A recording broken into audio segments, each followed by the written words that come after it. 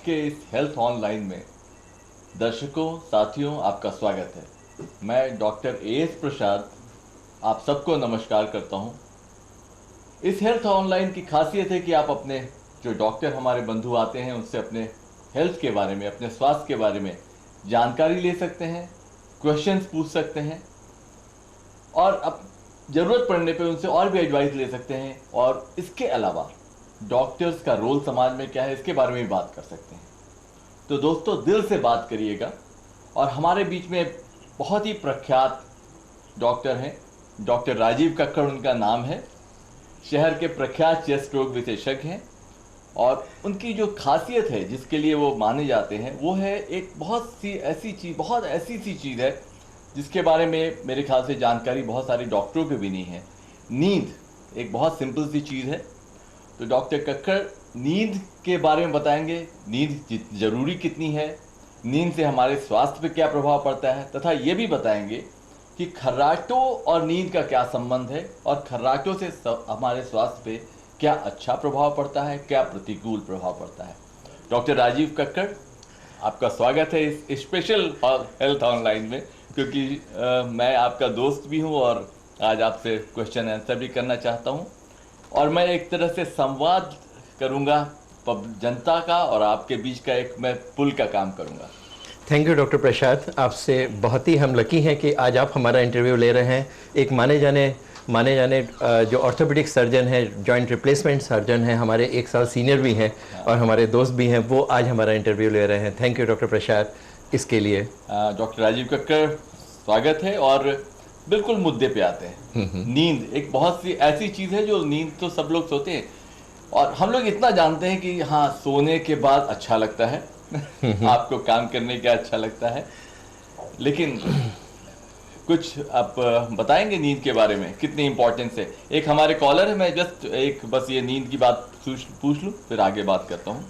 नींद एक्चुअली हम लोग जो सोते हैं अपना जीवन का 1/3 भाग हम लोग केवल सोने पर गुजार देते हैं, लेकिन वास्तव में नींद कितनी आवश्यक है, हम क्यों सोते हैं, हम क्यों सपने लेते हैं, सपनों के अगर नींद पूरी ना होने पर इसका इफेक्ट हार्ट के ऊपर, लंग के ऊपर, किडनी के ऊपर या हमारे पूर्ण स्वास्थ्य के ऊपर कितना पड़ता है, ये एक बहुत महत्वपूर्ण विषय है। नींद हमारे लिए इतनी ही ज़रूरी है कि देखा गया है कि अगर कुछ चूहों को 3 हफ्ते तक ना सोने दिया जाए और दूसरे चूहों को 3 हफ्ते तक ना सोने दिया जाए, दोनों बहुत ही कम समय में मर जाते हैं उसी समय में। इसका मतलब ये है नींद उतनी ही ज़रूरी है जितना कि खाना ज़रूरी है। दूसरी चीज़ ये है, अमूमन हम लोग कम से कम सोने के लिए हम लोगों को 7 से 7.5 घंटों की ज़रूरत होती है। उससे कम सोने पर हमारे स्वास्थ्य के ऊपर प्रभाव पड़ता है। हमारे साथ एक शिवालय से हैं कोई, मैं बात करता हूँ। हेलो की काम नहीं जी, बताएं। हेलो, डॉक्टर मुझे रात को खर्राटे बहुत आते हैं सोते समय। जी आपके खर्राटे जी, आपको खर्राटे बहुत आते हैं, ये आपको किसने बताया? मेरे हस्बैंड बताते हैं। अच्छा ठीक। डॉक्टर राजीव कक्कड़ कुछ पूछना चाहेंगे? आप टीवी से थोड़ा दूर हो जाइए मैम, आप टीवी से थोड़ा दूर हो जाइए। हाँ जी, वो रात को वही बताते हैं कि खर्राटे बहुत लेती है तो सोते। डॉक्टर राजीव आप कुछ खर्राटे करीब 20 से 30% लोगों को खर्राटों की बीमारी होती है या खर्राटे आते हैं। अमूमन ये कहा जाता है कि जिनको खर्राटे आते हैं उनको बहुत अच्छी नींद आती है, लेकिन वास्तव में ये चीज़ भिन्न है। खर्राटे उन्हीं लोगों को आते हैं जो या तो थोड़ा सा उनका वज़न ज़्यादा होता है या जिनकी कॉलर बोन या नेक ज़्यादा चौड़ी होती है। मोटापे की वजह से जब वो सोते हैं तो जिस तरह ये मांसपेशियाँ शिथिल होती जाती है सोने के साथ में, वैसे ही अंदर का टिश्यू हैंग करता है, वाइब्रेट करता है, उससे जो साउंड प्रोड्यूस होती है उसे खर्राटे कहते हैं। धीरे धीरे जैसे जैसे हम लोग की नींद पूरी होती जाती है, खर्राटों की वजह से ऑक्सीजन कंसंट्रेशन बॉडी का कम हो जाता है और ब्रेन एकदम से उठ जाता है और रात भर वो दिमाग सोता नहीं है, जगता रहता है। बार बार दिमाग इस बात में लगा रहता है कि गलती से सांस की नली पूर्णतः बंद ना हो जाए। ऑक्सीजन कम होती है, दिमाग जगा रहता है, उसकी वजह से इसका प्रभाव स्वास्थ्य के ऊपर भी पड़ता है। इसका मतलब जो भी खर्राटे लेते हैं उनको कंसल्ट करना चाहिए, उसका एक कोई निदान खोजना चाहिए। हाँ बिल्कुल, अगर खर्राटे लेते हैं तो उसकी एक जांच होती है, जैसे हम लोग पॉलीसोमनोग्राफी या स्लीप स्टडी करते हैं। एक रात भर की जांच होती है, उस मशीन को लगा करके ये मालूम पड़ता है आप 1 घंटे में कितने खर्राटे लेते हैं। उसकी वजह से जो दिमाग में नींद की 3 अवस्थाएं होती हैं, स्टेज 1, 2, 3, और एक उसके बाद में एक रैम स्लीप होती है जिसमें मेमोरी का कंसोलिडेशन होता है, ड्रीम उसी में ही आती है। इस तरह की स्लीप की जो स्टेजेस होती हैं ये 5 से 6 बार पूरी रात की 7.5 घंटे की 8 घंटे की स्लीप में होनी चाहिए। जिन लोगों को खर्राटे आते हैं ये स्लीप आर्किटेक्ट होता है वो डिस्टर्ब हो जाता है। अगर स्लीप आर्किटेक्ट डिस्टर्ब हो जाता है स्टेज 1 2 3 आई, उसके बाद एकदम से दिमाग की नसें खुल जाती हैं और सांस की नली खोलने के लिए, तो वहाँ से डिस्टर्ब हो जाता है और बार बार नींद अवरुद्ध हो जाती है। तो नींद न पूरी होने की वजह से धीरे धीरे आदमी का ब्लड प्रेशर बढ़ने लगता है, किसी को हार्ट की प्रॉब्लम होती है, किसी को किडनी की प्रॉब्लम होती है, किसी को थायराइड या ब्लड प्रेशर या फिर उनको डायबिटीज़ तक हो सकती है ऐसे पेशेंट्स में। मेरे साथ एक कॉलर लाइन पे हैं। हेलो जी बताएं। मुकेश गुप्ता बोल रहा हूँ। जी गुप्ता जी बताइए। सर मुझे खर्राटे बहुत आते हैं, उसके लिए मुझे क्या करना चाहिए? ब्लड प्रेशर तो मेरा हाई है। तो ब्लड प्रेशर मेरा हाई है और खर्राटे बहुत आते हैं रात में, थोड़ा सा भी नहीं सोया था जी। खर्राटे लगते हैं। आपका वजन कितना है क्या गुप्ता जी? आपका वजन कुछ ज़्यादा है? मेरा बेटा लगभग 75 किलो करीब। 75 किलो 90 kg है। ठीक है जी गुप्ता जी, अमूमन देखा गया है खर्राटे जब वज़न कुछ ज़्यादा होता है, जो हम लोग की लाइफ स्टाइल होती है, जो हम लोग जंक फूड खाते हैं, चलना फिरना और दौड़ना बहुत कम हो जाता है, उसकी वजह से वज़न बढ़ने के साथ में खर्राटों की मात्रा भी बढ़ जाती है। खर्राटे केवल आवाज़ की नहीं है, केवल आवाज़ के लिए हम नहीं उतना परेशान होते हैं, जो उनका प्रभाव स्वास्थ्य पे पड़ता है। ऐसे मरीजों में दिन के समय सुस्ती ज़्यादा रहती है, बैठे बैठे सो जाते हैं, अगर गाड़ी ड्राइव कर रहे हैं या कोई चीज़ चला रहे हैं उसके बीच में नींद आ जाती है, टीवी देख रहे हैं तो नींद आ जाती है, दिन के समय थकान बनी रहती है, सुस्त बने रहते हैं, मुंह का सूखापन रहता है, रात को कई बार उठ के पेशाब के लिए जाना पड़ता है और समय के साथ में ब्लड प्रेशर, डायबिटीज़, थायराइड की प्रॉब्लम, जैसा भी बताया, कुछ लोगों को फालिज मार जाता है जैसे पैरालिसिस कहते हैं। और अक्सर आपने सुना होगा सोते समय एकदम से हार्ट फेल हो गया।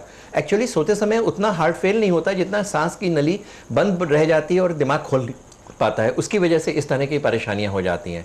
जैसा आपने पूछा, इसके लिए पॉलीसोमनोग्राफी एक जांच होती है जिसे स्लीप स्टडी कहते हैं, रात भर की जांच होती है। उससे मालूम पड़ता है कि एक्चुअली खर्राटों से आपके स्वास्थ्य के ऊपर क्या प्रभाव पड़ रहा है।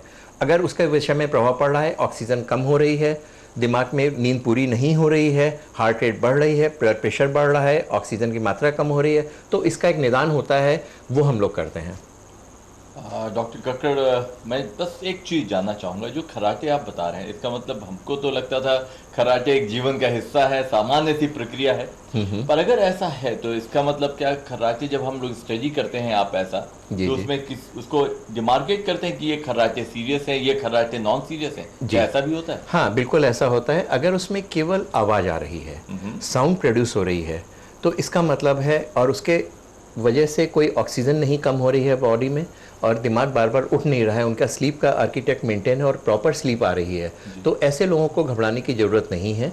उनको किसी निदान की या किसी जांच की आवश्यकता और चीज़ों की आवश्यकता ही नहीं। लेकिन अगर वो खर्राटे ऐसे ले रहे हैं और उसमें बीच में रुकावट हो रही है, पॉज हो रहा है, लाइक जो ये पॉज हो रहा है, इसका मतलब है सांस की नली धीरे धीरे पार्शियली ऑब्स्ट्रक्ट करी, इसको हम लोग हाइपर एपनिया कहते हैं। एपनिया का मतलब है कंप्लीट ऑब्स्ट्रक्शन ऑफ एयरवेज, और ऑक्सीजन कंप्लीटली डिप कर जाती है, जो 96, 97, 98 होनी चाहिए वो 80 के नीचे चली जाती है। एंजाइना में क्या होता है, अगर हार्ट को ऑक्सीजन कम मिलती है उसको एंजाइना कहते हैं, अगर वो कंप्लीटली ब्लॉक हो जाती है उसको हार्ट अटैक कहते हैं। इसमें साइक्लिक ऑब्स्ट्रक्शन हो रहा है, एंजाइना में लगातार ऑक्सीजन कम होती है, इसमें रुक रुक के ऑक्सीजन कम होती है, और बॉडी के जितने पार्ट्स हैं, हार्ट है, लंग है, किडनी है, सबको एंजाइना होता है। एक तरह का एंजाइना बोलेंगे जो हार्ट के बॉडी के सारे पार्ट्स को हो रहा है और उसका प्रभाव पूरे बदन के स्वास्थ्य के ऊपर पड़ रहा है।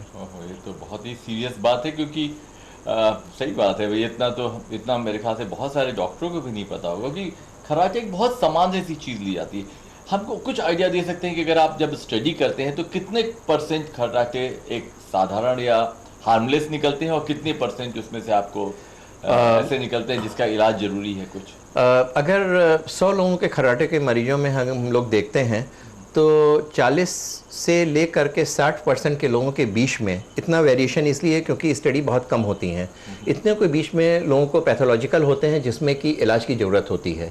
स्पेशली एज बढ़ने के साथ में ये परेशानी बढ़ती है। ये परेशानी शुरू होती है 30-35 साल की उम्र से, और जैसे जैसे उम्र बढ़ती जाती है मसल टोन कम होती जाती है और धीरे धीरे उसके ऊपर प्रभाव पड़ता है और खर्राटों की मात्रा बढ़ती है।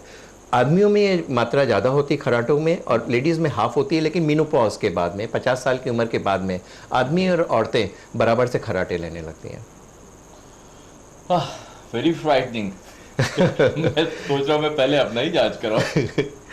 लेकिन एनीवे, इससे बहुत अच्छी बात है अगर इतना आइडिया लग रहा है। इसका मतलब जहाँ भी खर्राटे होते हैं एक स्क्रीनिंग टेस्ट तो उनका होना ही चाहिए, ये जानने के लिए कि वो हार्मलेस हैं या आपको नुकसान करते हैं। ये जो नुकसान है वो क्या धीरे धीरे एड ऑन होते रहता है? जी हाँ, आपने बिल्कुल ठीक कहा डॉक्टर प्रसाद कि ये धीरे धीरे करके ऐड ऑन होता है। शुरू में ऐसा लगता है कि केवल आदमी को एक माइल्ड हाइपरटेंशन होता है। जब हम सोते हैं, अमूमन जब हम लोग सोते हैं तो हम लोग ये मान के चलते हैं कि हम लोग कभी कुछ काम नहीं करना, चलो सो लेते हैं। वास्तव में सोना एक ऐसी प्रोसेस नहीं है, नींद एक डायनेमिक प्रोसेस है। इसमें हर चीज़ काफ़ी ब्रेन की कुछ स्टेजेस में ब्रेन इतना एक्टिव हो जाता है कि ब्लड प्रेशर और हार्ट रेट वगैरह भी बढ़ जाती है। रैम स्लीप में, रैपिड आई मूवमेंट में बॉडी की मसल्स होती हैं, जो पेरिफेरल मसल्स होती हैं, वो पैरालिसिस या शिथिल अवस्था में आ जाती है, जिससे हर आदमी 2 घंटे की ड्रीम लेता है। सर मैं बस अभी आ रहा हूँ। हाँ, एक लाइन पे है, उनके मैं बात देखता हूँ, बात करता हूँ। नहीं, उनके बाद फ़ोन कर तो हाँ। उसकी वजह से अगर हम लोग अमूमन ये मान के चलते हैं कि हम लोग नींद पूरी नहीं हो रही है, हम लोग नींद पूरी प्रॉपरली लेते नहीं हैं, और ये मान के चलते हैं अगर हम 1 घंटे भी कम सोते हैं तो कोई इसका हेल्थ के ऊपर फ़र्क नहीं पड़ता है। अगर 1 महीने तक हम लोग 1-1 घंटे भी कम सोते हैं तो इसका इफेक्ट, हम लोग स्लीप डिप्राइव हो जाते हैं, उसका इफेक्ट 1 महीने या 2 महीने के बाद हमारे हेल्थ के ऊपर पड़ता है। कम सोने की वजह से अगर आप कभी कम सोइए, कभी 2-3-4 घंटा सो के देखिए, 2-3 दिन होता है, तो अगले दिन या तो हम लोगों को कभी जुकाम होता है, कुछ लोगों को पेट खराब हो जाता है, कुछ लोगों को जल्दी जल्दी फीवर आने लगता है, उसकी इम्यूनिटी कम हो जाती है। उसके अलावा उसका मूड और चेंज हो जाता है, बहुत मूड फ्लक्चुएशन होता है, चिड़चिड़ापन, गुस्सा आना। है, मैं उनसे बात करा दूं जरा। हेलो। हाँ सर बताएं। डॉक्टर प्रसाद साहब बोल रहे हैं? जी डॉक्टर नमस्कार, मैं आपका बहुत ही पुराना फैन हूँ। नमस्कार जी सर।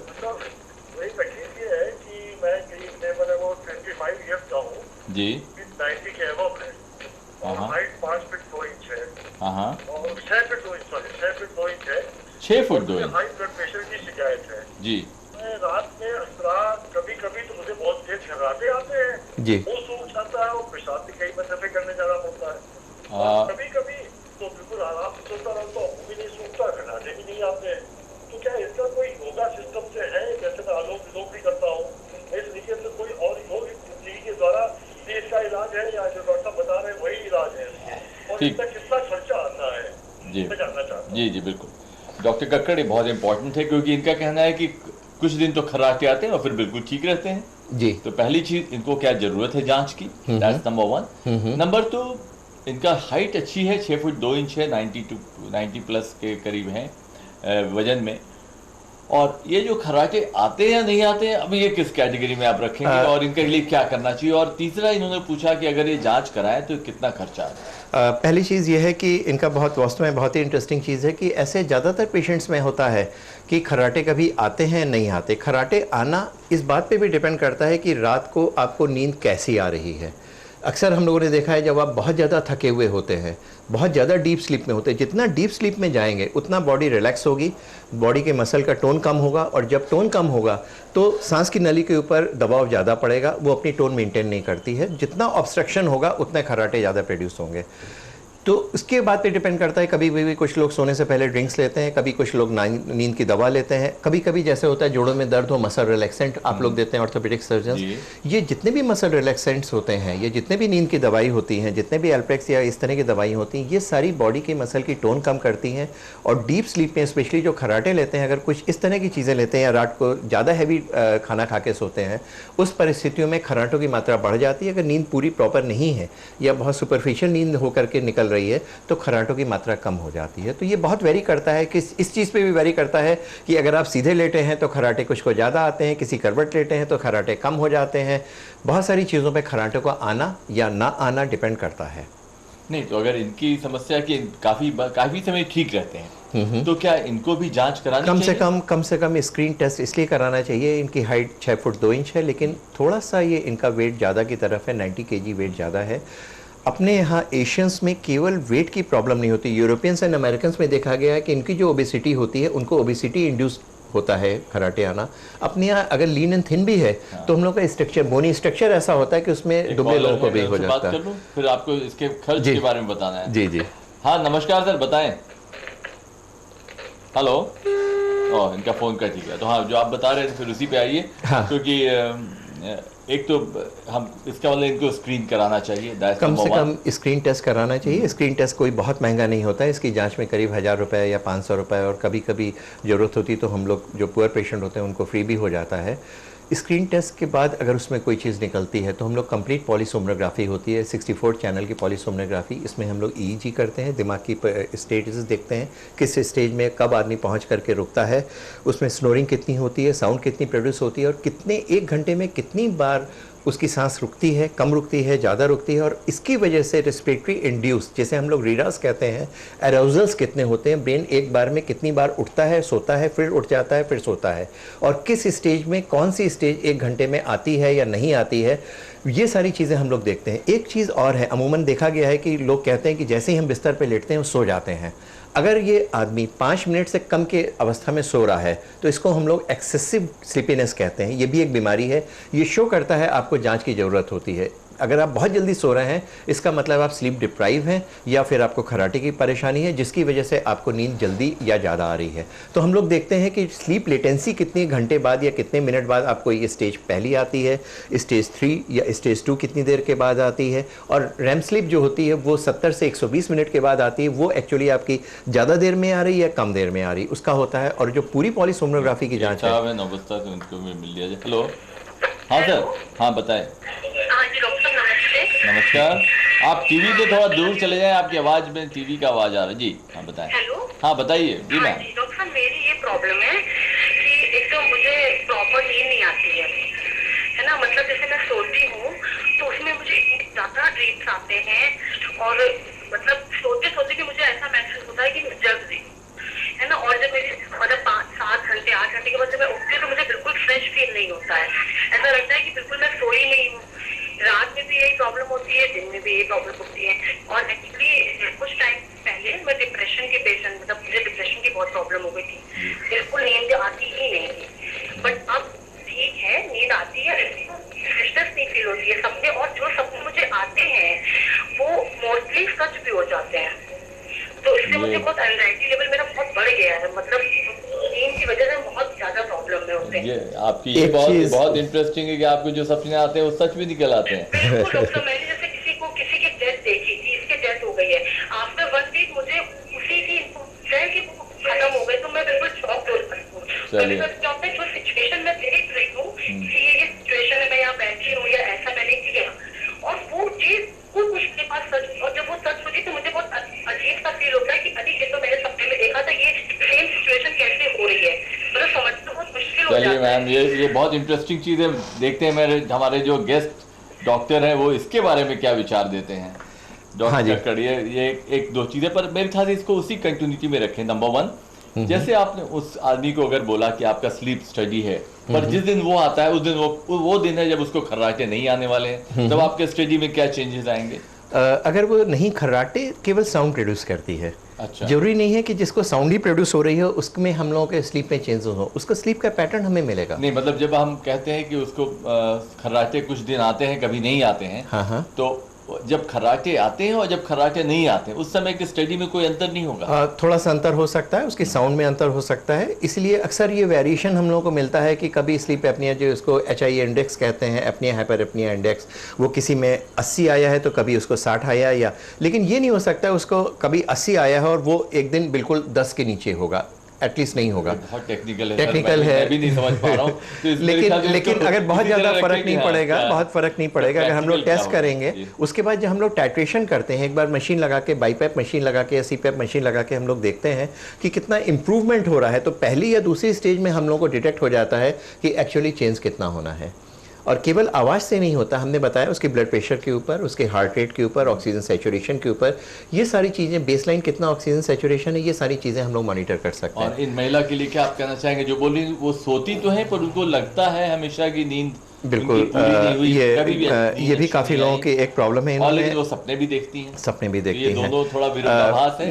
नहीं, बहुत अच्छी चीज़ है, विरोधाभास नहीं है, इनकी चीज़ बड़ी जेन्युइन है और बहुत ही चीज़ है। पहली चीज़ हम ये कहेंगे कि इन्होंने ये नहीं बताया कि ये खर्राटे लेती हैं कि नहीं लेती हैं। अमूमन ये देखा गया है कि जो खर्राटे लेते हैं वो फ्रेश नहीं उठते हैं, सवेरे बॉडी में टायर्डनेस या थकान लगी रहती है, जाके इन्होंने बताया ड्राइनेस ऑफ माउथ रहती है, और इनको ड्रीम्स आते हैं। हर आदमी को, अक्सर लोग कहते हैं साहब हमें सपने नहीं आते हैं, वास्तविकता ये ये है कि हर आदमी को ड्रीम जरूर आता है, यूजुअली वो डीप स्लीप में या रैम स्लीप में आते हैं, और लेकिन उसको याद नहीं रहता है। इनको स्लीप याद, ड्रीम याद रहते हैं, इसका मतलब है इनकी स्लीप पर्टिकुलर स्टेज में आकर के टूट जाती है। अच्छा, इसका मतलब है दैट इज़ वेरी इंपॉर्टेंट, क्योंकि क्लिनिकल ऑब्जर्वेशन और clinical questions are very important. जरूरी नहीं कि हम उसका टेस्ट ही करवाएं, अगर हम उनसे 2 घंटे बाद 15 मिनट बाद भी कर लेंगे तब भी काफ़ी कुछ क्लियर होती है। अगर उनको ड्रीम याद रहता है, इसका मतलब है ये एक डीप स्लीप आने के साथ ही इनकी स्लीप टूट जाती है। इसका मतलब इनका स्लीप आर्किटेक्ट डिस्टर्ब रहता है और ये हमेशा अलर्ट की स्टेज में रहती है, स्लीप इनको प्रॉपरली नहीं आती है। दूसरी चीज़ है, अगर स्लीप पूरी नहीं होती है या ऑब्स्ट्रक्टिव स्लीप एपनिया भी है, उसमें लालवानी साहब बिल्कुल मैं अभी बात करा रहा हूँ, हाँ बताएं। तो ऐसे मरीजों में डिप्रेशन, ऐसे मरीजों में साइकोलॉजिकल प्रॉब्लम, इरिटेबिलिटी, ये सारी चीज़ें, कुछ सोशल फैक्टर भी हो जाते हैं कि बहुत ज़्यादा ये लोग कहते हैं बहुत चिड़चिड़े हैं, बहुत लड़ते हैं या बहुत लो फील करते हैं, सराउंडिंग में बात करना पसंद नहीं करते हैं। इन पेशेंट्स को अक्सर साइकेट्रिस्ट का ट्रीटमेंट लेने की ज़रूरत पड़ती है, जैसे वो बता रही हैं। इसका जिस तरह वो हिस्ट्री बता रही हैं उसका ये मतलब ये है कि इनका स्लीप आर्किटेक्ट तो एटलीस्ट नहीं पूरा होता है। खराटे लेना या लेना is not important, but she need absolutely for testing. इनको डिप्रेशन की दवा की जरूरत नहीं, आपकी जरूरत, हमारी ज़रूरत है। टेस्टिंग करके फिर ज़रूरत होगी तो ज़रूरत है उसके। ये कुछ चीज़ें बहुत इंटरेस्टिंग है जो मेरे ख्याल से, मुझे खैर मैं तो हड्डी का आदमी हूँ तो नेचुरली इससे मतलब नहीं, लेकिन इसका मुझे लग रहा है कि स्लीप स्टडी एक प्रैक्टिकल स्क्रीनिंग है जो हर एक को करा लेना चाहिए। डेफिनेटली। जो इसका दूसरा मुद्दा आ रहा है, मैं ला रहा हूँ, उसमें 2 थे। नंबर 1, अगर आपने डायग्नोज कर लिया कि इसको प्रॉब्लम है, उसका निदान का क्या क्या रोल है, नंबर 1। नंबर 2, हमारे एक श्रोता ने और दर्शक ने पूछा था कि वो योगा करते हैं, उससे कुछ फर्क पड़ता है? बहुत, बिल्कुल ठीक कहा है कि उससे बहुत फ़र्क पड़ता है। हम हमेशा यही कहेंगे कि अगर आप अपना वज़न कम कर लेंगे, आप एक्सरसाइज कर लेंगे, और जो कपालभाति या प्राणायाम जो योगा एक्सरसाइज है अगर आप वो कर रहे हैं तो इससे डेफिनेटली फ़र्क पड़ता है। अगर आप 10 किलो या 15 किलो अपना वज़न कर सकते हैं, आप 80 किलो या 90 किलो के हैं, आप कम कर सकते हैं, तो 8 से 10% आपका ऑब्स्ट्रक्टिव स्लीप एपनिया कम हो सकता है। तो डेफिनेटली इससे फ़र्क पड़ता है। वो कोई भी एक्सरसाइज जिसको आप करते हैं, जैसे वहाँ पे न्यूजीलैंड में एक वो होता है, उनका स्पेशल यंत्र होता है जिसको अपनी जहाँ पिपीरी होती है उसको बुलाते हैं, यस, उसको यूज़ करने पे एक उसके ऊपर रिसर्च हुई है कि जो लोग उसको यूज़ करते हैं उनको जो एयरवेज की स्ट्रेंथ आ जाती है और उनका काफ़ी परसेंट 5 से 10% केसेस में ऑब्स्ट्रक्टिव स्लीप एपनिया के चांसेस कम हो जाते हैं। मैं भी नहीं पाता था, मैंने बहुत इट इज़ डिफ़िकल्ट। तो कोई भी एक्सरसाइज जो आप योगा करेंगे या आप मसल टोनिंग करेंगे, या स्पेशली हम हमेशा पेशेंट को केवल टेस्टिंग या उनको CPAP या BiPAP ही नहीं बताते, उनको हम लाइफ स्टाइल चेंज करने के लिए बताते हैं, उनको प्रॉपर एक्सरसाइज के लिए बताते हैं, एक्सेसिव यूज़ ऑफ स्वीट कम करने के लिए बताते हैं, ड्रिंक्स कम करने के लिए बताते हैं, अल्कोहल के साथ में स्मोकिंग कम करने के लिए बताते हैं। ये सारी हार्मफुल चीज़ें हैं, इसको कम करने से हेल्थ के ऊपर डेफिनेटली फ़र्क पड़ता है। Good good good good. इसके अलावा क्या कुछ दवाओं का भी रोल है? ये देखा गया है कि दवाइयों का इनके ऑब्स्ट्रक्टिव स्लीप एपनिया पे कोई रोल नहीं है। उसका रीज़न ये है कि अगर कुछ ऐसे पेशेंट्स भी होते हैं जिनको सांस की परेशानी या नेज़ोब्रोंकियल एलर्जी के साथ में इनको ऑब्स्ट्रक्टिव स्लीप एपनिया है या COPD है। COPD के साथ में अगर ऑब्स्ट्रक्टिव स्लीप एपनिया होता है उसको हम लोग ओवरलैप सिंड्रोम कहते हैं। डॉक्टर नमस्कार। हाँ नमस्कार, बताएं सर। ये हमारे मदर की एज 50 इयर्स के है, उनके राइट ब्रेस्ट का ऑपरेशन हुआ था 42 एज में, उनका कैंसर था जी। तो अब तो वो बिल्कुल ठीक है, वो एक मामाजोल टैबलेट जो है परमानेंट वो खाती रहती है, लेकिन अभी ये 50 इयर्स के नियर अबाउट आने पे उनके पता नहीं लंग्स में क्या होता है कि पानी भर जाता है, अचानक रात में सांस फूलने लगती है। तो डॉक्टर साहब को एक हमने दिखाया था, तिवारी जी करके चेस्ट के, तो वो कोई दवा देते हैं तो उससे उनको जब पेशाब को होने लगती है तो उन्हें बिल्कुल रिलैक्स हो जाता है, और जैसे ही वो पेशाब मतलब शायद भरा रहता है पानी या जो भी है तो उनकी सांस को फूलती है, जैसे ही पेशाब होती है तो ठीक हो जाता है। क्या इसका प्रॉपर ट्रीटमेंट वगैरह? ठीक। हाँ, इसका संबंध खर्राटों से या स्लीप के ऊपर तो नहीं है, लेकिन ये एक बार ठीक है, इनको एक बार कैंसर हुआ था और 10 साल हो गए इनको ऑपरेशन कराए हुए, और बार बार चेस्ट में पानी आ रहा है, तो बिल्कुल ठीक है। इसमें 2 कारण हो सकते हैं, या तो उसकी वजह से भी लंग में जो इनको मैलिग्नेंसी थी, कैंसर था, उसकी वजह से भी पानी आ सकता है, उसकी एक जांच की ज़रूरत है। और अगर उनको पेशाब ज़्यादा होने के बाद में उनको आराम मिल रहा है तो डॉक्टर तिवारी बहुत अच्छे हैं, उनसे आप कंसल्ट करते रहिए या किसी कार्डियोलॉजिस्ट की ओपिनियन ले करके उनसे एक बार बात कर लीजिए। तो दिल के डॉक्टर को या फिर डॉक्टर तिवारी अगर आप इलाज कर रहे हैं तो बहुत अच्छे हैं, उनसे आप कंटिन्यू करिए। अब एक काम, मतलब जब आप नींद की इतनी बात कर रहे हो तो मेरी भी जिज्ञासा थोड़ी आगे बढ़ रही है। और नींद का रोल कितना है हम लोग की लाइफ में? जैसे मुझे तो लगता था मैं जितना कम सोऊंगा उतना अच्छा है। मुझे लगता था मुझे सो रहा हूँ तो मैं दुनिया से दूर जा रहा हूँ। पर और बच्चों में ये मैं जो हम लोग को कहा जाता है समाज में कि बच्चे ज्यादा सोते हैं, और जैसे उम्र बढ़ती जाती है नींद कम होती जाती है, और एक समय नींद की जरूरत नहीं इसलिए कम हो जाती है। सच्चाई क्या है? लेकिन नींद अपने हमारी हेल्थ के लिए, हमारी बॉडी के लिए बहुत ही अहम है। अगर हम एवोल्यूशन के, अगर हम 250 से 240 मिलियन ईयर पहले जाएं, आई एम टॉकिंग अबाउट, एक वक्त है, एक सॉरी दर्शक है, नहीं यार, अगर हम पहले जाएं तो हम लोग का एवोल्यूशन जो हुआ था वो फिश से, उसके बाद उनका डिवीज़न हुआ बर्ड्स में, और फिर हम लोग मैमल्स में आए हैं। तो जितना हम लोग इवॉल्व होते गए, जितना हम लोगों का एवोल्यूशन होता गया, जितना हम लोग बेटर होते गए, हम लोगों की स्लीप की क्वालिटी एंड आर्किटेक्ट में चेंज आता गया। इस समय मैमल्स जो ह्यूमंस हैं वो सबसे ज़्यादा एडवांस है, सबसे ज़्यादा आगे बढ़े हुए इंसान हैं। इनकी स्लीप भी जो पैटर्न है वो सबसे ज़्यादा एडवांस है। जो स्टेजेस आ रही हैं, जितनी रैम स्लीप है, stages 1 2 3 and 1 and 2 and 3 and followed by REM sleep,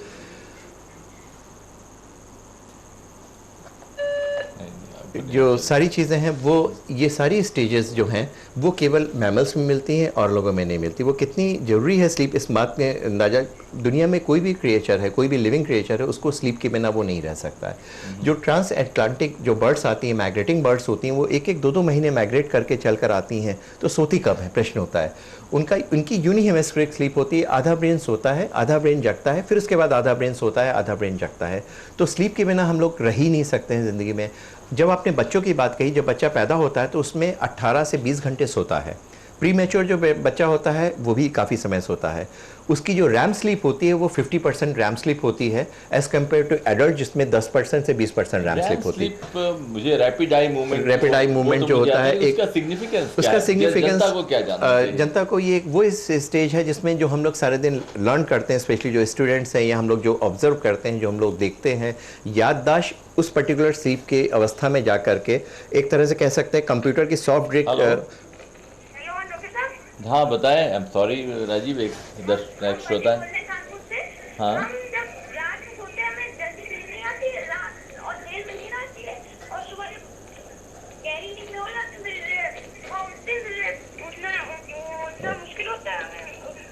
आपकी उम्र कितनी है? आपकी उम्र कितनी है? मेरी जी हाँ 25। 25। आप करते क्या हैं? हम स्पोर्ट्स का काम करते हैं। अच्छा, क्या करते हैं? स्पोर्ट्स का काम। स्पोर्ट्स का काम। तो रात को आप देर से सोते हैं, सुबह जल्दी जगते हैं? नहीं, जग नहीं पाते हैं। ठीक है। इनका कोई ऐसी विशेष नहीं है। आजकल जितने भी यंगस्टर्स होते हैं उनकी बड़ी कॉमन चीज़ है कि they use to go to for bed very late in the night. ये बहुत नुकसानदायक होता है। जनरली या तो लोग काम करते हैं या टीवी देखते हैं, नेट पे सर्फ करते हैं। अगर प्रॉपरली आप देर से सोएंगे, 12-1 बजे 2 बजे सोएंगे, तो नेचुरली आप सवेरे जल्दी नहीं उठ पाएंगे। तो इनसे हमारी यही एडवाइस है कि प्रॉपर सोएं। स्पेशली अब जब ये बात हो रही है, यंग हैं, 21-22 साल के हैं और उनको नींद नहीं आ रही है, तो हम एक चीज़ ये कहना चाहेंगे, स्पेशली जो यंगस्टर्स हैं, जो स्टूडेंट्स हैं, वो लोग आजकल रात को पढ़ते हैं, 2-3 बजे तक पढ़ते हैं। आजकल एग्जामिनेशन डेज़ भी हैं और एक्सपेक्ट करते हैं कि हमारी स्कूल की परफॉर्मेंस या कॉलेज की परफॉर्मेंस या एग्जामिनेशन या कंपटीशन की परफॉर्मेंस बहुत अच्छी हो जाए। वास्तव में ये ऐसा नहीं होता है। रात की स्लीप हमारे लिए कम से कम 6.5, 7, 7.5 घंटे की बहुत आवश्यक है। अगर हम कम सोते हैं तो हम जितना हम 8 घंटे या 10 घंटे में पढ़ के याद नहीं रख पाते हैं, अगर हम 2 या 3 घंटे प्रॉपर सोने के बाद में अगर याद रखें, जैसे हमने बताया स्लीप के आर्किटेक्ट पूरा नहीं होगा, उसकी प्रॉपर स्टेजेस पूरी नहीं होगी, तो हम लोग याद नहीं रख सकते। हम लोग उसको कुछ चीज़ें याद रहेंगी, उसको रिप्रोड्यूस नहीं कर सकते हैं, लॉन्ग लास्टिंग उसकी मेमोरी में नहीं आ सकता। इसलिए हमारी तो यही एडवाइस है कि आप प्रॉपरली सोएं, टाइम से सोएं और जल्दी उठ करके 4 बजे उठ जाएँ, 5 बजे उठ जाएँ, उसके बाद पढ़ें। इससे परफॉर्मेंस में बहुत फ़र्क पड़ेगा। दूसरी चीज़ है, रात को सोने से पहले टीवी देखते हुए सो जाना या बेडरूम में टीवी जला के सोना गलत है। उसमें मैग्नेटिक वेव्स हैं, आपको प्रॉपरली स्लीप का नहीं आने देती हैं। म्यूज़िक सुनते हुए तो सो सकते हैं, should be proper music, light music होनी चाहिए। लेकिन आजकल अमूमन जितने बच्चे हैं 4 से 5 इलेक्ट्रॉनिक गैजेट के साथ सोते हैं। एक उनका इंटरनेट होता है, एक सेल फ़ोन होता है, या हो सकता है 2 सेल फ़ोन हो, एक म्यूज़िक होता है, एक टीवी होता है, उसके अलावा और भी कोई प्ले स्टेशन या कुछ और हो सकता है। इतने गैजेट के साथ में सोएंगे तो कभी भी प्रॉपर नींद नहीं आएगी और प्रॉपर परफॉर्मेंस आपकी लाइफ में नहीं हो पाएगी। आप तो मुझे बहुत डरा रहे हो। लेकिन अब एक मुद्दे की बात आ रही है, नंबर ऑफ आवर्स इंपॉर्टेंट है कि जल्दी सोना जल्दी उठना इंपॉर्टेंट? दोनों चीज़ें जरूरी है, क्वालिटी एंड क्वांटिटी। क्वालिटी में कंप्रोमाइज आप भी नहीं करते हो, हम भी नहीं करते हैं, स्लीप भी नहीं करती, बॉडी भी नहीं करती। राजीव मिश्रा आगे। हेलो हेलो जी मिश्रा जी राजीव मिश्रा बोल रहा हूँ। जी मिश्रा जी बताइए। हाँ सर, मेरे लैट्रिन की जगह जो है एक पिछवा टाइप का होता है, बहुत आ रहा है 15 दिन से। नहीं, क्लियर नहीं हुआ। ये क्या मतलब, ये इसका सांस की बीमारी या नींद से कोई संबंध है? नहीं, इसमें जैसे गाड़ी टाइप का हो जाता है, गाड़ी चलाता था उस जगह से फर्स्ट आ रहा है। बस आ रहा है। नहीं, ये तो किसी सर्जन को दिखाना होगा आपको। I am sorry. हाँ, इंटरेस्टिंग। ये भी इसका कहीं मेरे ख्याल से छाती रोग से नहीं है। लेकिन हाँ, अगेन बच्चे बहुत सोते हैं, आप बोल रहे हो वो उतना सोते हैं जो बाद में स्लीप की रिक्वायरमेंट कम हो जाती है। नहीं, वही हम बता रहे हैं। चाहिए क्या उचित है बच्चे हम वही बताना चाहते हैं, जैसे कि एवोल्यूशन के बारे में बता रहे हैं, जैसे जैसे हम लोग इवॉल्व होते हैं, स्लीप पैटर्न चेंज होता है, वैसे ही हमारी एज के साथ में रिक्वायरमेंट स्लीप एंड उनका जो स्ट्रक्चर होता है, स्लीप का जो आर्किटेक्ट होता है, वो भी चेंज होता जाता है। बच्चों में 50% रैम स्लीप होती है, क्योंकि उस समय ब्रेन का डेवलपमेंट एंड मेमोरी फॉर्मेशन हो रहा होता है, काफ़ी चीज़ें लर्निंग प्रोसेस में होती हैं। इसीलिए कहते हैं, इनडायरेक्टली एविडेंस है कि रैम स्लीप का या डीप स्लीप की इंपॉर्टेंस ज़्यादा है। जब वो 5 या 6 साल की उम्र पर आता है तो उसकी 18 घंटे से 8-10 घंटे हो जाती है। जैसे से ये बड़ा हो जाता है, एडल्ट में 7 साढ़े 7 घंटे की रिक्वायरमेंट होती है। तो क्वांटिटी ऑफ स्लीप में फ़र्क हो जाता है। बच्चे दिन में भी उतना ही सोते हैं जितना रात को सोते हैं, दिन में फिर उनकी स्लीप ज़्यादा हो जाती है। 15-16 साल के बच्चे को उठाना मुश्किल होता है। अक्सर आपने देखा हो, यंगस्टर्स होते हैं, बोले तुम कितनी गहरी नींद में होता है, अपने बच्चों को तो मैं उठाना बहुत मुश्किल होता है। लेकिन जैसे जैसे उनकी स्लीप बेटर होती जाती है तो स्टेज 3 और 4 जो स्टेज से N3 होता है वो रिड्यूस कर जाती है, तो डीप स्लीप कम हो जाती है और सुपरफिशियल स्लीप ज़्यादा रहती है। लेकिन ये कहा जाए कि ओल्ड एज में स्लीप की रिक्वायरमेंट कम होती है, तो कम नहीं होती, बिकॉज 60-70 साल में कुछ बीमारियां, कुछ ऐसी कुछ दिमागी उलझने जिसकी वजह से क्वालिटी ऑफ स्लीप कम हो जाती है। लेकिन स्टिल आपकी बात, जैसे जो लोग स्पोर्ट्स में एक्टिव होते हैं, जैसे आप हैं, योगा में रहते हैं या कुछ खेलते रहते हैं या करते हैं, स्पोर्ट्समैन में क्वालिटी ऑफ स्लीप हमेशा उतनी ही होती है, अच्छी होती है जितनी यंग पर्सन में होती है। योगा एक्सरसाइज करते रहना चाहिए। फॉर मी या एक और बहुत छोटी सी बात है, नंबर 1, लेकिन ये हम लोग अपनी नींद की क्वालिटी को अपने कंट्रोल में कर सकते हैं क्या? हर चीज़ कंट्रोल में हो सकती है, ये क्यों नहीं कर सकते? जैसे आपने बोला रैपिड आई मूवमेंट या रैम फेज इम्पोर्टेंट है लर्निंग के लिए, तो हम अपनी नींद में ऐसा कैसे करें कि वो ज़्यादा हो या आधा हो?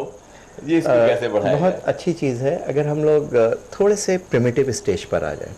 बहुत ज़्यादा गैजेट्स पे, बहुत ज़्यादा गाड़ियों पे, बहुत ज़्यादा उस पर ना बिलीव करके। गाड़ी का क्या करूँ? अपनी गाड़ी आप चलाइए, अपना काम करिए। हमारा मतलब है, अगर आप 1 घंटे, जैसे आप टेबल टेनिस खेलते हैं, आपको खेलने का बहुत शौक है, कभी टेनिस खेलते हैं, कभी टेबल टेनिस, कभी बैडमिंटन, अगर आप 1 घंटे अपने बॉडी पे दे रहे हैं या 2 घंटे दे रहे हैं तो आपको कोई प्रॉब्लम नहीं। प्रॉपर एक्सरसाइज, डाइट में वही चीज़ लें जो कि जल्दी डाइजेस्ट हो पाए, सोने से 2 घंटे पहले सोएं। बेडरूम में टीवी ना हो बहुत बेहतर है, अगर है तो कम से कम सोने से 1 से 2 घंटे पहले उसको बंद कर दें। जो बेडरूम है उसका जो बेड का उपयोग केवल सोने के लिए रखें, या फिर जो एक हमारे कॉलर हैं। जी सर, हेलो। जी, मैं वाइब्रा से श्याम कुमार बोल रहा हूँ जी। मुझे जुकाम अक्सर रहता है और रात में खर्राटे आते हैं जी। मैं प्राणायाम वगैरह करता हूँ तो खर्राटे कम हो जाते हैं। बहुत अच्छे, बिल्कुल। पूछिए, आप कुछ पूछना चाहेंगे? और आपको इसके अलावा कोई और दिक्कत, ब्लड प्रेशर, डायबिटीज़ या कोई हार्ट की प्रॉब्लम? कहीं कोई चीज़ नहीं है। क्या ये जो जुकाम होता है किसी विशेष मौसम में ज़्यादा होता है, धूल गर्दा एक्सपोजर पे ज़्यादा बढ़ जाता है कि हमेशा? ठीक, ठीक, ओके, थैंक यू। बिल्कुल ठीक है। इनको थोड़ी सी एलर्जी की प्रॉब्लम है जिसको एलर्जिक राइनाइटिस कहते हैं, उसकी वजह से नेज़ल ऑब्स्ट्रक्शन होता है। नेज़ल ऑब्स्ट्रक्शन की वजह से भी अगर कोई भी पैसेज, फिजिक्स का प्रिंसिपल है, अगर एयरवेज की साइज कम होगी तो स्ट्रीमलाइन मोशन के अलावा टर्बुलेंस होगा, टर्बुलेंस से साउंड प्रोड्यूस होती है, और ये जब जुकाम इनका कम हो जाता है, इनके खराटे भी कम हो जाते हैं, it's better he go to any allergy specialist और ENT स्पेशलिस्ट, उसमें एक अपर एयरवेज का चेकअप करवा लें, हो सकता है इनको शायद जांच की भी जरूरत ना पड़े। इसका मतलब ये भी ठीक हो सकता है, जो सालों से इनको जुकाम रहता है, ये भी ठीक हो सकता है। बिल्कुल ठीक हो सकता है, ऐसी कोई चीज़ नहीं, खराटे भी ठीक हो सकते हैं, सब कुछ ठीक हो सकता है। वो तो आपने बोल दिया खराटे।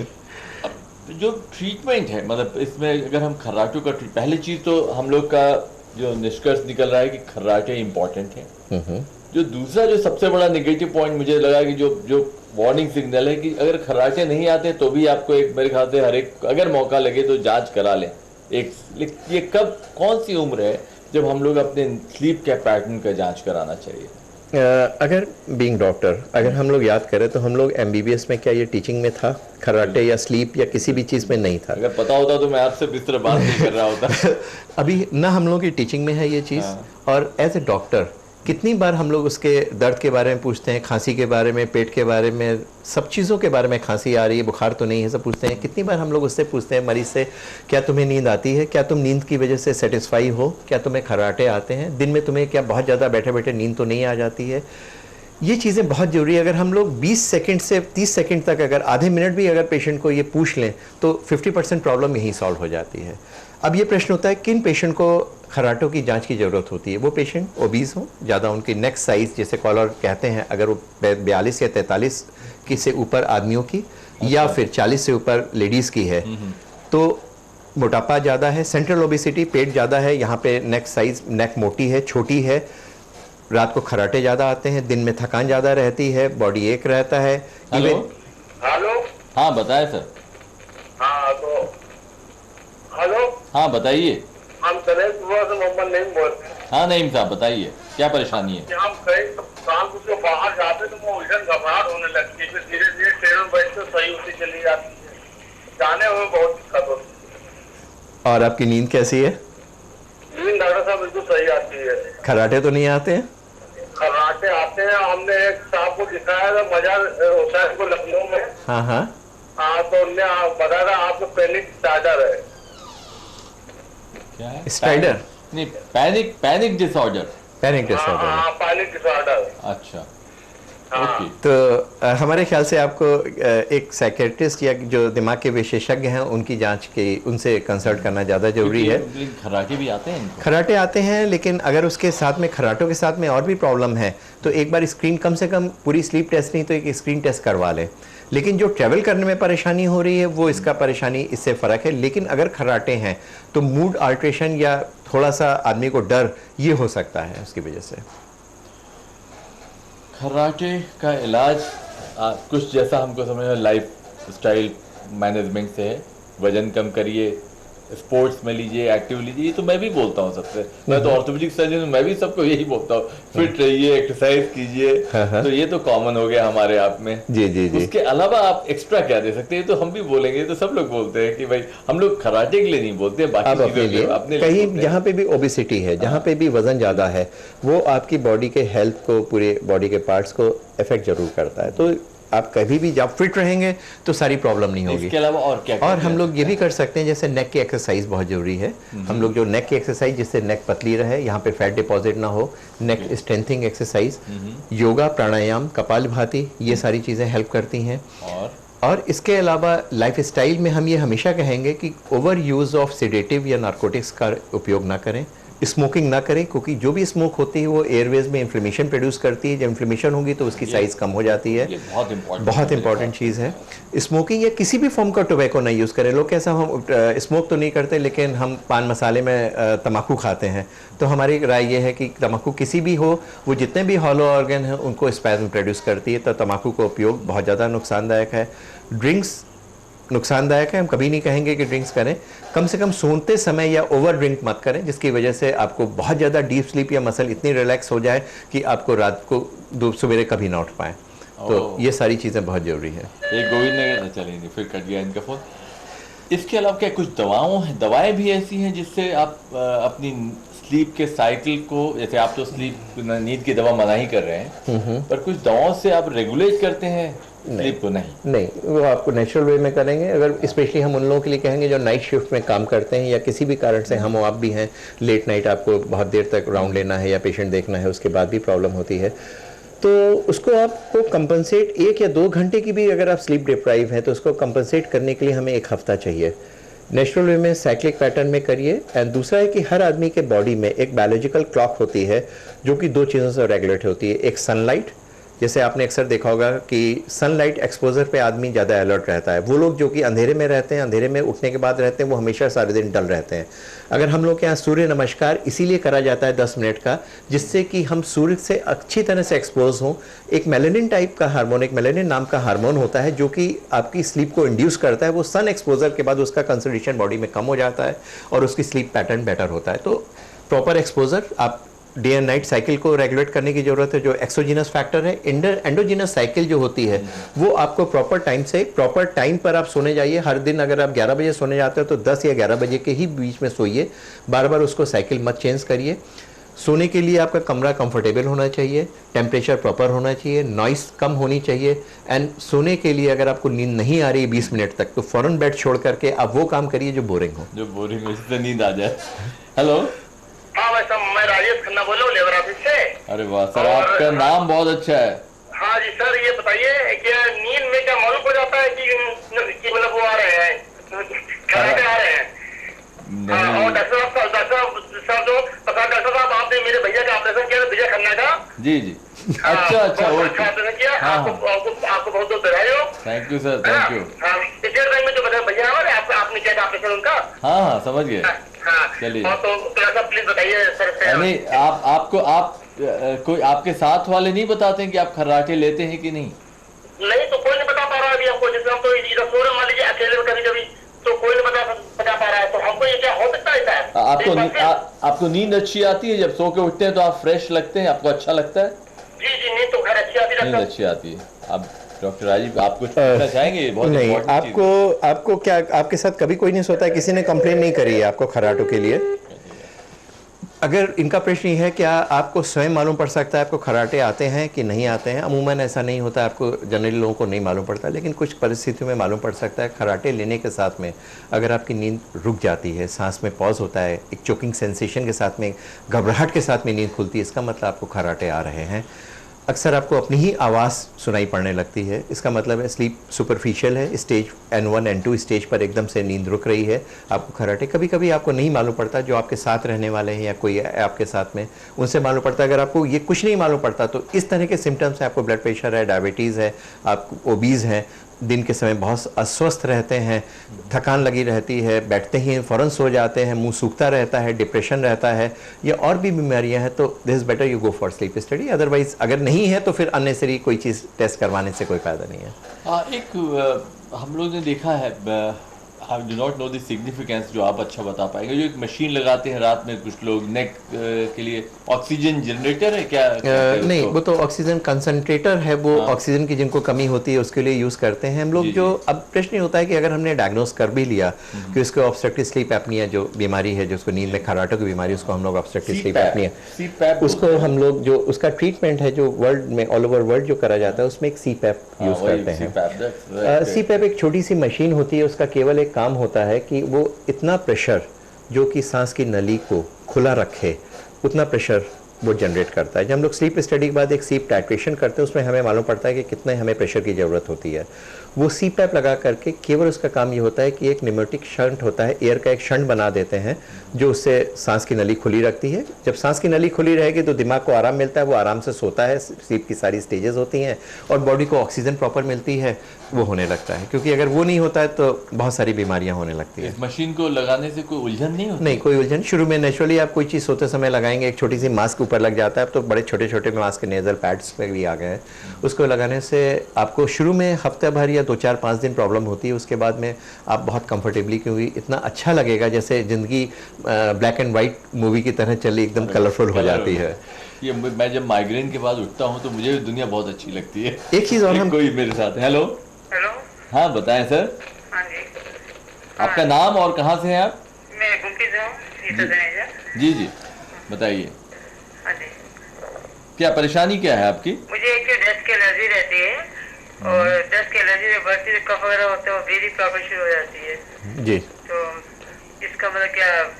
अगर आपको केवल एलर्जी है तो उसके लिए सबसे अच्छी चीज़ है कि बेसिक इन्वेस्टिगेशंस करवा करके आप अपनी किसी भी चेस्ट स्पेशलिस्ट या एलर्जी स्पेशलिस्ट से मिल लें। लंग फंक्शन टेस्ट होता है कि स्पायरोमेट्री कंप्यूटर के द्वारा फेफड़े की जांच होती है, उसको करवाने से मालूम पड़ जाता है कि बड़ी सांस की नली या छोटी सांस की नली कहाँ पे सूजन ज़्यादा है, और उसके अनुसार कुछ इन्हेलर्स या मीटर डोज इन्हेलर या ड्राई पाउडर इन्हेलर दे करके उसका इलाज हो सकता है। तो आप किसी भी अपने फिजिशियन से या कंसल्टिंग फिजिशियन फैमिली डॉक्टर से मिल सकते हैं। तो क्या एलर्जी हमेशा के लिए रोकी जा सकती है? एलर्जी को हम पर्सनली, मतलब दिस इज़ माई पर्सनल वो थॉट है कि हम उसको बीमारी नहीं मानते हैं। ये आपका नेचर है, एक संवेदनशीलता है जो अमूमन कुछ चीज़ें आप कोई और टॉलरेट कर रहा है, आप नहीं टॉलरेट कर पा रहे हैं, या किसी विशेष परिस्थितियों में या विशेष मौसम में या कहीं और विशेष जगह जाने पर वो हो रही है, तो बीमारी नहीं, एक संवेदनशीलता आपका नेचर है।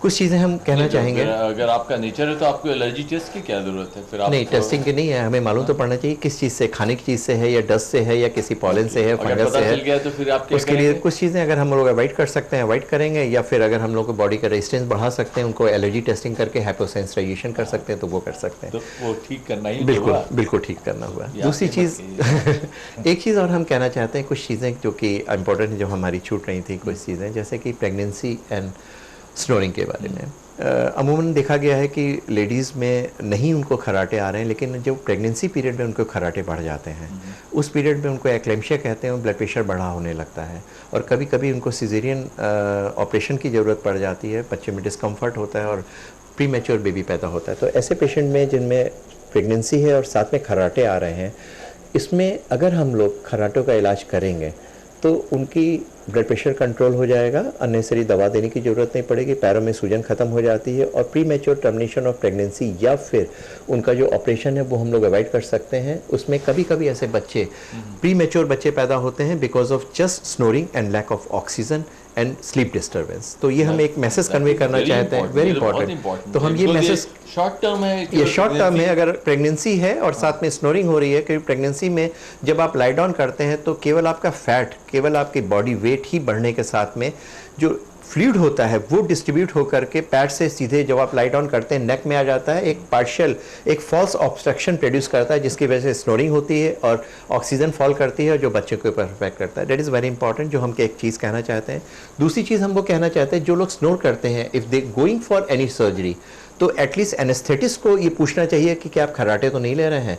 ऐसे पेशेंट को ड्यूरिंग ऑपरेशन या जब हम एनेस्थीसिया से विन ऑफ करते हैं उस समय हमें कॉम्प्लिकेशन होने के चांसेस बढ़ सकते हैं, तो एनेस्थेटिस्ट को पूछना चाहिए। और जो पेशेंट्स हैं उनको खुद बताना चाहिए साहब हम खराटे लेते हैं, जो ब्लड प्रेशर हार्ट की प्रॉब्लम है उसके साथ में हमें ये भी बताना चाहिए कि हम खराटों की परेशानी है, एटलीस्ट उनका निदान करा जा सके। ऐसे पेशेंट में ड्यूरिंग ऑपरेशन या आफ्टर ऑपरेशन एस्पिरेशन या निमोनिया या फिर एनेस्थीसिया से विन ऑफ करने में प्रॉब्लम हो सकती है। तो एनेस्थेटिस्ट रहता है वो तो सब देखेगा नहीं, फिर भी अगर मालूम रहेगा तो उससे प्रिकॉशन करा जा सकता है। इसलिए जरूरी है कि खराटों के पेशेंट में प्रेगनेंसी इज़ वेरी इंपॉर्टेंट। एक चीज़ और हम बताना चाहेंगे कि अगर हम पूछे कि क्या खराटों को होने से पहले बचपन में ही हम रोक सकते हैं, तो हम कहेंगे हाँ रोक सकते हैं। ये इम्पोर्टेंट है। अक्सर हमने ये देखा है कि खराटे अमूमन फादर को हैं तो बच्चों को भी होते हैं, और उनके ब्रदर या सिस्टर या फैमिली में रन करते हैं। उसका एक एनाटॉमिकल स्ट्रक्चर जो हेरिडिटरी होता है उसमें होता है, या ओबेसिटी की tendency, there are so many factors जिसकी वजह से हम लोग का होता है। लेकिन वो बच्चे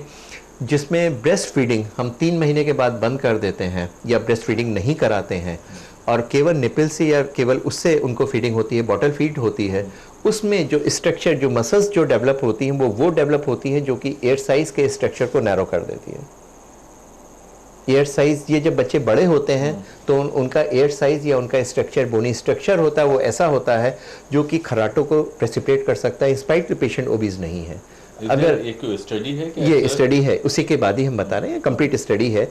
अगर उसी कंट्रोल ग्रुप को 3 महीने से ज़्यादा अप टू 1 ईयर तक अगर आप ब्रेस्ट फीडिंग कराते हैं तो उसमें जो स्ट्रक्चर डेवलप होता है वो बोन का इस तरह से डेवलप होता है कि उसमें चांसेस खराटों के काफ़ी मोर देन 50% कम हो जाते हैं। That is again very important. Yes, तो मतलब आप ब्रेस्ट फीडिंग को breast feeding, yes, it is very very important दिया जा सकता है। एक चीज़ और हम कहना चाहेंगे, दिस इज फॉर पीडियाट्रिशियन। अक्सर हम लोग देखते हैं बच्चे पैदा होते हैं, बच्चे जो छोटे बच्चे रोते हैं उनको गोदी में लेकर के जैसे ही रोते हैं गोदी में ले लेते हैं मदर फादर, फिर टहलाते हैं, फिर लिटा देते हैं, फिर टहलाते हैं, उससे उनकी स्लीप डिस्टर्ब होती है। अगर बच्चे लेटे लेटे ही उनको थोड़ा देर थपथपा दें तो उनका स्लीप डिस्टर्ब नहीं होती, क्योंकि जो ग्रोथ हार्मोन होता है वो स्टेज 3 या 4 के बीच में सेक्रेट होता है। मतलब एक नींद में ही, गहरी नींद में ही वो ग्रोथ हार्मोन सेक्रेट होता है। तो ऐसे बच्चे जिनकी नींद डिस्टर्ब रहती है, या बच्चों में जो स्नोरिंग, बच्चों में भी स्नोरिंग होती है, उनको टॉन्सिल या एडेनोइड्स की वजह से होती है, उसका निदान बहुत आसान है, थोड़ा सा ऑपरेशन या ENT सर्जन उसको ठीक कर सकता है। ऐसे पेशेंट में बच्चों में स्कूल परफॉर्मेंस कम हो जाती है, या ऐसे में इनकी हाइट कम हो जाती है, उनका विकास कम होता है, इंटेलिजेंट कम होते हैं बच्चों में, जो स्टडी के लिए जो एग्जामिनेशन में उनकी परफॉर्मेंस कम होती है। तो अगर बच्चों में है तो उसको बहुत जल्दी से ठीक कर लेना चाहिए, नहीं तो आगे चल करके उनके कैरियर में उसका फर्क पड़ता है। गुड, ये बहुत इंपॉर्टेंट है। चलिए, कोई क्वेश्चन तो नहीं आ रहा है, कुछ इधर उधर की बात और पूछ ले आपसे। Yes, of course. आपने कब, कितने साल पहले ये सोचा कि नींद के ऊपर, स्नोरिंग के ऊपर वास्तव में सीखना चाहिए? नींद हमेशा से हमें फैसिनेट कर रहा था, हमेशा से मुझे बहुत अच्छा लगता है। जब हम छोटे थे तो हमें लगता था कितना लोग टाइम वेस्ट करते हैं, सोने में निकाल देते हैं। आपने तो आज मेरा जी, और फिर हमें ये हुआ कि नींद अगर ना भी लें, अभी भी अक्सर हम खुद भी कम ले पाते हैं। और नींद कि इट इज़ वेरी इंटरेस्टिंग, लेकिन जैसे जैसे हमने पढ़ना शुरू करा, फिर ड्रीम को एक बहुत ज़्यादा वो हुआ कि ड्रीम हम लोग सपने क्यों आते हैं, उसकी क्या इंपॉर्टेंस होती है। तो हमने जितना पढ़ने की कोशिश करी तो ये देखा कि हर चीज़ की एक अलग इंपॉर्टेंस है, और उसका इज़ रियली वेरी इंटरेस्टिंग। अगर आप एनिमल्स की स्टडी करिए, एवोल्यूशन देखिए, या केवल आदमियों की ही नींद देखिए, हर चीज़ में नींद का एक बहुत ज़्यादा इंपॉर्टेंस है। इसलिए हमें इसके ऊपर एक विशेष इंटरेस्ट है। हम केवल पेशेंट के अलावा हम इसके बारे में वैसे भी पढ़ते रहते हैं। इसके करीब हम 15 साल पहले हमने बाहर से, ऑस्ट्रेलिया से हमने इसके लिए ट्रेनिंग भी लिया था, स्लीप स्टडी के लिए, ऑब्स्ट्रक्टिव स्लीप एपनिया के लिए, इसके बारे में।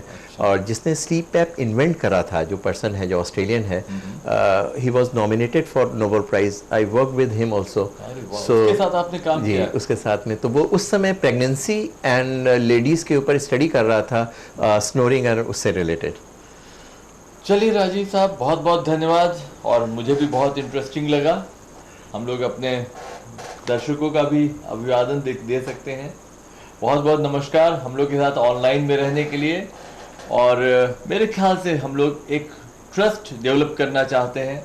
इस चैनल का भी धन्यवाद, जो सीधा एक संवाद जनता से, पब्लिक से हम लोग का देता है, और जिसके द्वारा हम लोग एक ट्रस्ट पब्लिक में और डॉक्टरों के बीच में पैदा करना चाहते हैं। मेरे ख्याल से ये भी बहुत अहम मुद्दा होगा, और शायद इस पे हम लोग फिर कभी बात करेंगे। मैं चाहूँगा कि इस पे भी बात हो, क्योंकि ट्रस्ट डेफिसिट भी आपस में नहीं होना चाहिए। थैंक यू डॉक्टर प्रसाद, ये मेरे लिए बहुत ऑनर की चीज़ है कि आप हमारे साथ में हैं, इंटरव्यू ले रहे हैं। पहली चीज़, जैसे कहते नहीं, coffee with doctor Prasad, it is excellent being with you. It is a excellent person, I know him personally also.